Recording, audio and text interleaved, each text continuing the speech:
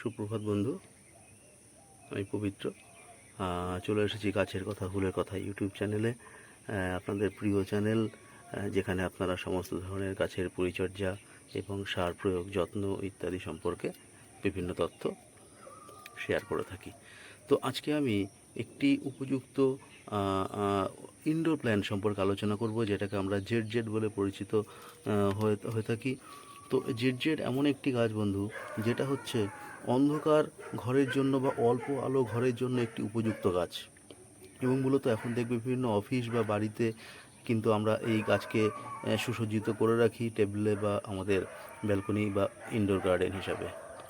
এটি এমন একটি গাছ, এই গাছটি কিন্তু প্রচুর পরিমাণে দূষিত যে বাতাসের বিভিন্ন রকম পার্টিকেলসগুলো আছে, বিশুদ্ধ দূষিত বাতাসকে এরা শোষণ করে শুদ্ধ পরিশুদ্ধ আমাদেরকে বাতাস প্রদান করে।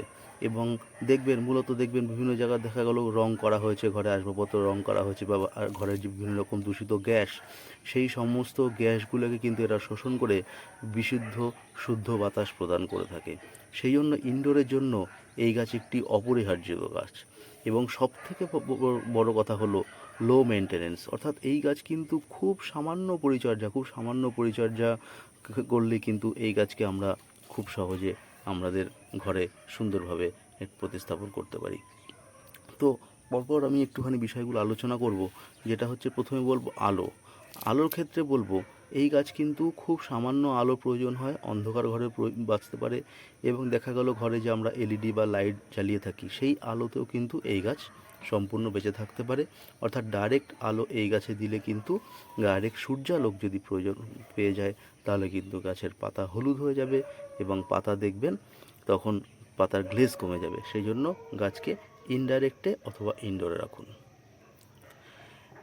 দ্বিতীয় পয়েন্ট বলবো, জল কিন্তু এই গাছের সবথেকে বড় শত্রু।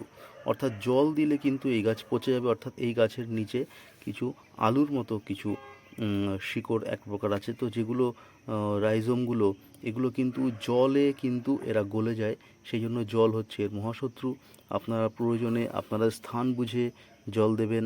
যখন ড্রাই ওয়েদার, সেই ড্রাই ওয়েদারে কিন্তু আপনারা সপ্তাহে একদিন খুব সামান্য পরিমাণে দিতে পারেন, শীতকালে 2 সপ্তাহ অন্তর দিতে পারেন। অবশ্যই সেটা আপনাদের স্থান অনুযায়ী। এবং অবশ্যই দেখবেন আপনারা মাটি যখন শুকিয়ে গেছে 2-3 আঙুল, তখনই জল দেবেন। খুব জল এরা প্রয়োজন হয় না। 2-3 মাস অন্তর জল না দিলেও এই গাছ মরবে না বা মারতে পারবেন না। মূলত তখন হয়তো দেখবেন গাছের পাতা হয়তো ফেড হয়ে গেছে, বা একটুখানি দেখবেন গ্লেজটা কমে গেছে, জল দিলে কিন্তু আবার আগের অবস্থায় চলে আসে। আর 3 নম্বর বলবো তাপমাত্রার ক্ষেত্রে বলবো, এই গাছ কিন্তু মূলত 18 থেকে 28 ডিগ্রি টেম্পারেচার পর্যন্ত খুব ভালো বেঁচে থাকতে পারে। এবং হিউমিড আবহাওয়া 40, 45, 50 ডিগ্রি হিউমিডিটি থাকলেও কিন্তু এই গাছ সুন্দরভাবে বেঁচে থাকতে পারে, এবং এই গাছের জন্য একটি আদর্শ স্থান।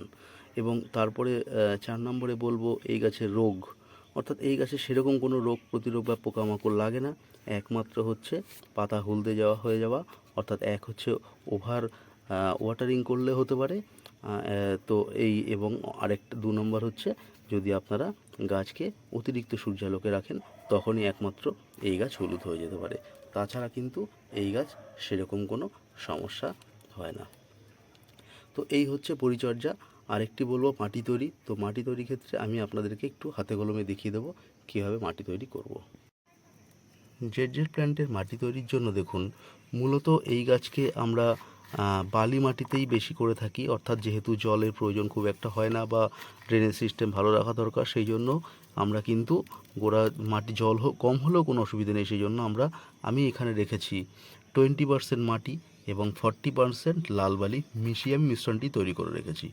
আর এই গাছে যেহেতু খুব বেশি খাবারের প্রয়োজন হয় না, আমি খুব সামান্য পরিমাণে 1 মুঠো পরিমাণে জৈব সার, অর্থাৎ জৈব সার বলতে আমি নিজে যে সারটা তৈরি করি, জৈব সার যার মধ্যে বিভিন্ন রকম অনুখাদ্য, রক্ত সার এখানে থাকে, এইভাবে আমরা এই সারটিকে তৈরি করছি। এবার আমি পুরো সারটিকে দেখুন একটি মিশ্রণ তৈরি করে নিলাম। এবার পরবর্তী কাজ হচ্ছে, আমি এই গাছটিকে টবে প্রতিস্থাপন করব। ড্রেনেজ সিস্টেম ভালো করার জন্য নিচে আমি একটু নুড়ি কাকড় দিয়ে নিয়েছি। এবার আমি কিন্তু এখানে এই মিশ্রণ মাটিটি কিছুটা পরিমাণে দিয়ে নিলাম। এইবার আমি এই গাছটির প্যাকেটিং অলরেডি খুলে নিয়েছি। খুলে আমি এখানে গাছটিকে প্রতিস্থাপন করছি। সেন্টার অ্যালাইনমেন্ট করে নিলাম।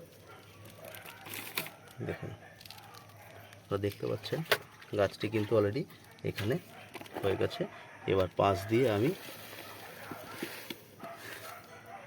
মিশ্রণ মাটিটিকে এইভাবে দিয়ে দেব। দেখুন, গাছটি কিন্তু প্রতিস্থাপন কমপ্লিট হয়ে গেল। অর্থাৎ এইভাবে আপনারা আপনাদের জেড প্ল্যান্টকে বাড়িতে প্রতিস্থাপন করুন। মূলত এটা তিন রকম হয়। একটা হচ্ছে ব্ল্যাক হয়, একটা সামান্য ভ্যারিগেটেড হয়, একটা কমন যেটা সেটা হচ্ছে সবুজ। তো আমার এটা ব্ল্যাক জেড। তো যাই হোক, তো আপনারা কিন্তু এইভাবে আপনাদের জেড প্ল্যান্টকে বাড়িতে রাখতে পারেন।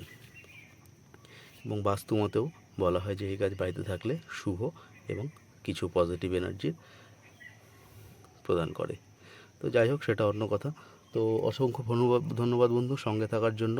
যারা আমার নিত্য চ্যানেলটিকে দেখেন তাদের জন্য রইল আমার অসংখ্য শুভকামনা। ধন্যবাদ, ভালো থাকবেন, শুভকামনা নিরন্তর।